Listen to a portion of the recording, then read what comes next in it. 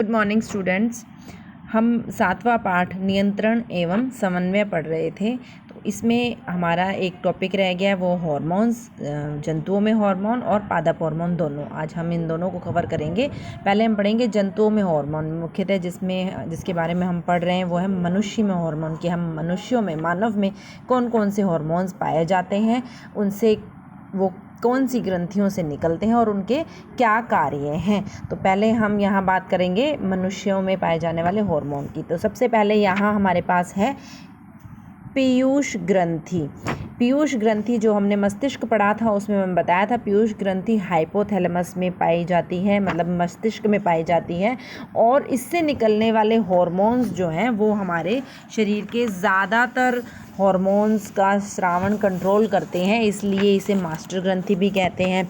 पीयूष ग्रंथि में क्या है कि कौन कौन से हार्मोन निकलते हैं। सबसे पहले तो वृद्धि एवं विकास का हार्मोन, जैसे वृद्धि हार्मोन, ग्रोथ हार्मोन, GH कहते हैं, ये हमारे शरीर के वृद्धि और विकास को नियंत्रित करता है। वेरियस मेटाबॉलिक एक्टिविटीज़ को कंट्रोल करके हमारी वृद्धि को नियंत्रित करता है। इसके अलावा पीयूष ग्रंथि से क्या निकलता है, एक प्रोलैक्टिन हार्मोन निकलता है जो माताओं के अंदर दुग्ध निर्माण, दुग्ध उत्पादन को कंट्रोल करता है। थायराइड स्टिमुलेटिंग हार्मोन निकलता है। पीयूष ग्रंथि से हमारे पास निकलता है TSH, थायराइड स्टिमुलेटिंग हार्मोन।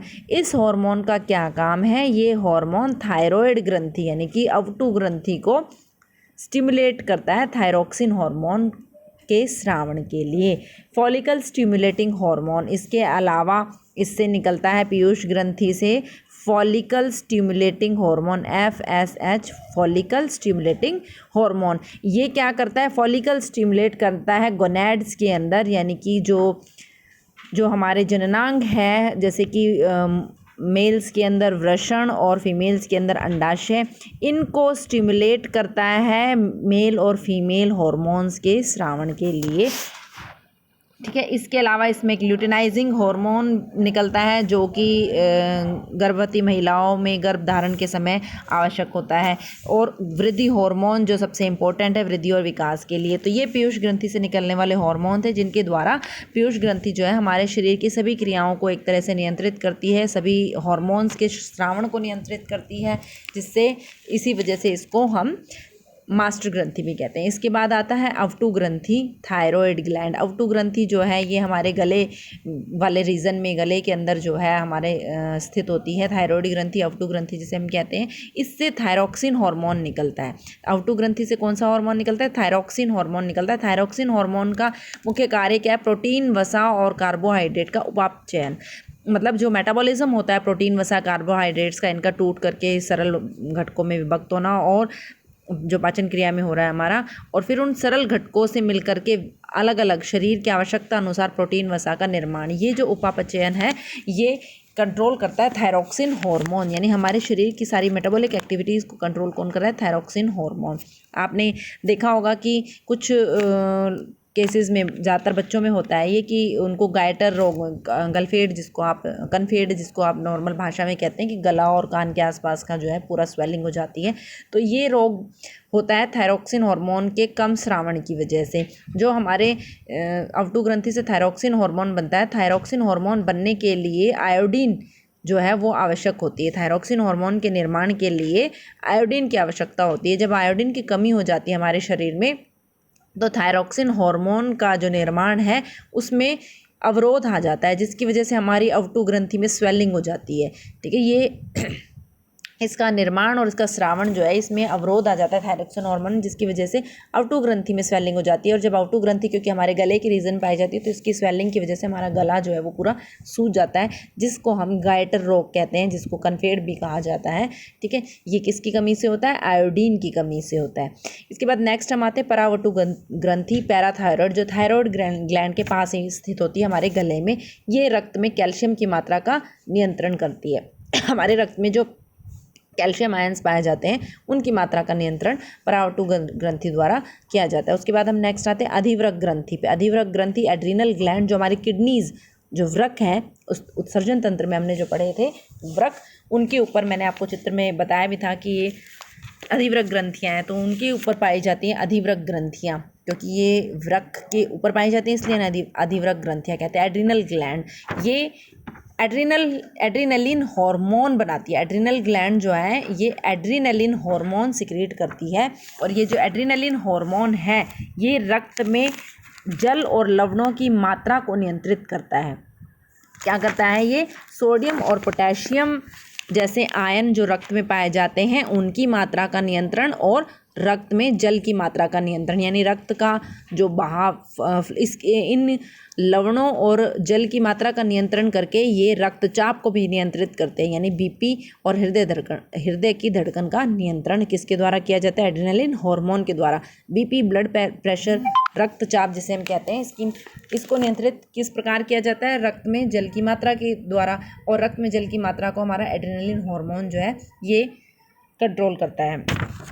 जब कभी कभी क्या होता है, कुछ एक्साइटेड सिचुएशंस में, बहुत अधिक डर या बहुत अधिक खुशी, कुछ ऐसी एक्साइटमेंट वाली सिचुएशंस में हमारे शरीर में एड्रेनालिन हार्मोन सिक्रीट होता है। एड्रेनालिन हार्मोन जो है वो अधिवृक्क ग्रंथि से सीधा रक्त के अंदर स्रावित होता है, और ये हमारे हृदय की धड़कन को बढ़ाता है। मतलब आपने देखा होगा कि जब आप बहुत ज़्यादा एक्साइटेड होते हो, बहुत ज़्यादा खुश हो या बहुत ज़्यादा दुखी हो या किसी चीज़ से बहुत ज़्यादा डरे हुए हो, चिंता हो, तो आपकी हृदय की धड़कन बढ़ी हुई होती है। वो इसलिए क्योंकि जब हम इस तरह की एक्साइटमेंट वाली सिचुएशन में होते हैं तो हमारे अधिवृक्क ग्रंथियों से एड्रेनालिन हार्मोन का स्रावण होता है, और ये एड्रेनालिन हार्मोन सीधा रक्त में आता है और हमारा बीपी और हृदय धड़कन को बढ़ा देता है।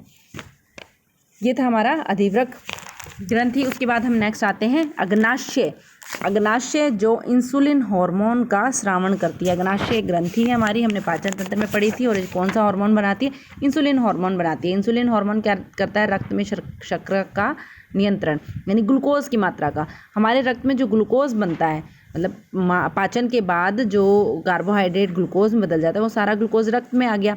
रक्त में आने के बाद उस ग्लूकोज को इंसुलिन हार्मोन द्वारा ग्लाइकोजन में परिवर्तित कर दिया जाता है। वो जो ग्लूकोज है वो हमारी कोशिकाओं में ऊर्जा के उत्पादन में यूज़ होता है, और जो एक्स्ट्रा ग्लूकोज रक्त के अंदर रह जाता है जिसका कोशिकाओं द्वारा अपटेक नहीं होता है, वो एक्स्ट्रा ग्लूकोज ग्लाइकोजन में इंसुलिन हार्मोन द्वारा परिवर्तित कर दिया जाता है। लेकिन कुछ कारणों से, आनुवंशिक कारण से, अधिक स्ट्रेस और हमारी लाइफस्टाइल में जो डिफरेंसेस आए हैं उसकी वजह से हमारे शरीर में कुछ मेटाबॉलिक डिफरेंसेस आ गए हैं, जिसकी वजह से इंसुलिन हार्मोन कभी कभी नहीं बनता है या कम बनता है या डिफेक्टिव बनता है, यानी कि वो ठीक प्रकार से कार्य नहीं कर पाता है। तो ऐसे केसेस में इंसुलिन हार्मोन जो है वो रक्त में शर्करा को ग्लाइकोजन में परिवर्तित नहीं कर पाता है, जिससे हमारे रक्त में शर्करा की मात्रा ज़्यादा हो जाती है, और इस प्रकार के रोग को हम मधुमेह कहते हैं। यानी कि रक्त जब इंसुलिन हार्मोन प्रॉपरली वर्क नहीं करता है तो रक्त में जो शर्करा एक्स्ट्रा रह जाती है ऊर्जा उत्पादन के बाद, उस शर्करा को ग्लाइकोजन में परिवर्तित नहीं किया जाता है, क्योंकि इंसुलिन हार्मोन नहीं बन रहा है या फिर वो डिफेक्टिव है, काम नहीं कर पा रहा है, तो वो शर्करा को ग्लाइकोजन में, ग्लूकोज को ग्लाइकोजन में नहीं बदल पाता है, जिसकी वजह से ग्लूकोज हमारे रक्त में ही रह जाता है। इससे रक्त में ग्लूकोज की मात्रा ज़्यादा हो जाती है, और इस रोग को हम मधुमेह रोग कहते हैं, डायबिटीज़ जिसको हम बोलते हैं। इसके मधुमेह रोग के ट्रीटमेंट के लिए पेशेंट को इंसुलिन के इंजेक्शन दिए जाते हैं। ये बाहर से इंसुलिन के इंजेक्शन अंदर पेशेंट के रक्त में एडमिनिस्टर किए जाते हैं। इंसुलिन हार्मोन यानी उनके रक्त में इंजेक्शन के द्वारा दिया जाता है, ताकि जो रक्त में शर्करा है उसको ग्लाइकोजन में परिवर्तित किया जा सके और रक्त में शर्करा की मात्रा नियंत्रित रहे। इसके बाद हम आते हैं वृषण पे। वृषण जो है यानी कि टेस्टिस जो मेल्स में पाया जाता है, ये टेस्टोस्टेरोन हार्मोन बनाता है, टेस्टोस्टेरोन हार्मोन का स्रावण करता है, और इसका कंट्रोल मैंने पहले बताया था फॉलिकल स्टिमुलेटिंग हार्मोन जो पीयूष ग्रंथि द्वारा सिक्रेट होता है वो करते हैं। तो वृषण द्वारा टेस्टोस्टेरोन हार्मोन स्रावित होता है, और इसका काम क्या होता है? एक तो नर जनन तंत्र का प्रॉपर विकास कंट्रोल करना, और दूसरा नर लैंगिक लक्षणों को नियंत्रित करना। उसके बाद हम आते हैं अंडाशय। अंडाशय यानी ओवरीज जो फीमेल में पाई जाती है, ये एस्ट्रोजन हार्मोन का स्रावण करती है, और एस्ट्रोजन हार्मोन क्या करती है? मादा लैंगिक लक्षणों को नियंत्रित करती है, वह मादा जनन तंत्र का विकास को नियंत्रित करती है। मतलब ये जो आपके टेस्टोस्टेरोन और एस्ट्रोजन हार्मोन है, ये नर और मादा में दोनों में अलग अलग, even in case of males में भी एस्ट्रोजन हार्मोन सिक्रीट होता है, स्रावित होता है, लेकिन कम मात्रा में। टेस्टोस्टेरोन की मात्रा ज़्यादा होती है और एस्ट्रोजन की मात्रा कम होती है इन केस ऑफ मेल्स। इसलिए जो टेस्टोस्टेरोन जो है ये नर लैंगिक लक्षणों को कंट्रोल करता है, ये नर लैंगिक लक्षणों के लिए रिस्पॉन्सिबल होते हैं, यानी कि जो चेंजेस मेल्स के अंदर आते हैं, लड़कों में जो चेंजेस आते हैं वो टेस्टोस्टेरोन हार्मोन की वजह से आते हैं। अब क्योंकि मेल्स के अंदर टेस्टोस्टेरोन हार्मोन ज़्यादा होता है और एस्ट्रोजन हार्मोन कम होता है, इसलिए उनके लक्षण ऐसे होते हैं। जबकि फीमेल के केस में भी एस्ट्रोजन हार्मोन और टेस्टोस्टेरोन हार्मोन दोनों बनते हैं, लेकिन एस्ट्रोजन हार्मोन ज़्यादा स्रावित होता है और टेस्टोस्टेरोन हार्मोन की मात्रा काफ़ी कम होती है। एस्ट्रोजन हार्मोन जो है वो डोमिनेट करता है, इसलिए क्योंकि ये मादा लैंगिक लक्षणों को नियंत्रित करता है, इसलिए इनमें ये फीमेल्स के अंदर उनके लक्षणों के लिए रिस्पॉन्सिबल होता है। दोनों में सिक्रीट दोनों हार्मोन होते हैं, लेकिन मेल्स में टेस्टोस्टेरोन की मात्रा ज़्यादा होती है, इसलिए वो नर लक्षणों को कंट्रोल कर रही हैं, और फीमेल के अंदर एस्ट्रोजन हार्मोन की मात्रा ज़्यादा होती है, इसलिए फीमेल लक्षणों को कंट्रोल कर रही हैं। अच्छा, अब ये हमारे मुख्य जो हार्मोन्स थे वो थे। इसके अलावा इसमें हम फीडबैक मैकेनिज़्म, पुनर्भरण क्रियाविधि के बारे में पढ़ेंगे कि हमारे जो हार्मोन्स हैं ये किस प्रकार अपने आप को कंट्रोल करते हैं। जैसे कि अभी अब हमारे रक्त में शर्करा आ गई है, इंसुलिन जो हार्मोन है वो सिक्रीट होता है, शर्करा को ग्लूकोज को ग्लाइकोजन में बदल देता है और उसके बाद उसका सिक्रीशन रुक जाता है। जब एक्स्ट्रा ग्लूकोज सारी ग्लाइकोजन में बदल जाती है तो उसका सिक्रीशन रुक जाता है। कैसे ये कैसे कंट्रोल होता है ये पूरा मैकेनिज़्म, इसको हम कहते हैं ये किसके द्वारा होता है? Feedback mechanism. फीडबैक मैकेनिज़्म मतलब हमें रिस्पॉन्स, जैसे कि अभी आप लोगों से फीडबैक लिया जा रहा था कि भाई पेरेंट्स फीडबैक देंगे कि किस प्रकार जो ऑनलाइन एजुकेशन चल रही है वो आपको कैसी लग रही है, तो आप फीडबैक दे रहे हो, उसके हिसाब से चेंजेस आ रहे हैं उसके अंदर। तो ऐसे ही जो हमारा पूरा का पूरा मैकेनिज़्म होता है हार्मोन के स्रावण का, उसमें जो लास्ट एंड प्रोडक्ट होता है जिसे हम हार्मोन कहते हैं, जो हार्मोन होता है, हार्मोन ही उस पूरी की पूरी प्रक्रिया का एंड प्रोडक्ट है, रिजल्ट है। तो वो रिजल्ट यानी कि वो हार्मोन जो है वो ही रेस्पॉन्स जनरेट करता है, वो अपनी निर्माण की प्रक्रिया को खुद ही रोक देता है जब उसकी आवश्यकता नहीं होती है, क्योंकि हार्मोन यानी कि एंड प्रोडक्ट यानी कि जो रिजल्ट प्रोडक्ट है वो खुद ही अपने निर्माण की प्रक्रिया को रोक रहा है आवश्यकता न होने पर। इसलिए इस प्रकार के मैकेनिज्म को फीडबैक मैकेनिज्म कहते हैं। क्या होता है इसमें? हार्मोन का कम या अधिक मात्रा में स्रावण शरीर पर हानिकारक प्रभाव डालता है। पुनर्भरण क्रियाविधि द्वारा हार्मोन सही मात्रा व सही समय पर स्रावित होते हैं।